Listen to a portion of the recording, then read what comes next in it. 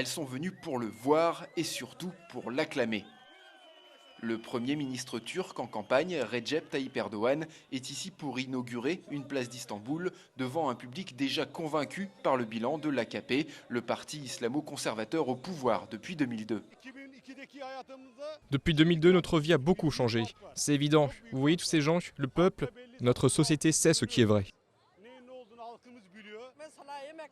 Eh bien, par exemple, il s'occupe très bien des retraités, il fait tout ce qu'il peut.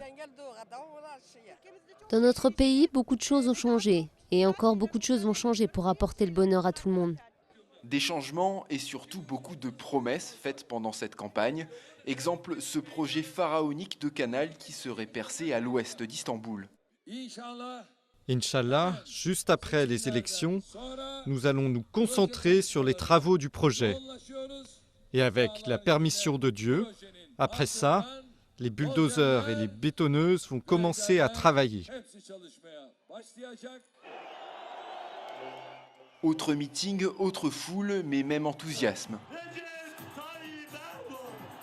Erdoğan continue de présenter ses projets, un troisième aéroport à Istanbul et un troisième pont au-dessus du Bosphore. Des grands travaux pour soutenir une économie en pleine santé avec près de 9% de croissance en 2010. Mais après 8 ans à la tête du pays, le Premier ministre pense également à l'avenir politique. Après les élections du 12 juin, notre plus grand projet sera la nouvelle Constitution. Une nouvelle constitution pour remplacer celle adoptée après le coup d'État de 1980. Elle doterait entre autres la Turquie d'un régime présidentiel à la tête duquel Erdoğan pourrait un jour se faire élire, d'où un risque de dérive autoritaire selon l'opposition. Pendant les élections de 2007, on disait « Oh, l'AKP a un projet secret, ils veulent imposer la charia ».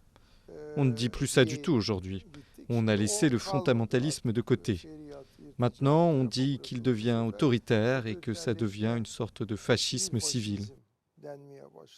Sur les 550 sièges disponibles au Parlement turc, l'AKP doit en obtenir 330 pour réécrire la Constitution sans les autres partis avant de la soumettre au référendum. Tout résultat inférieur à celui-ci représenterait une demi-victoire pour le Premier ministre turc.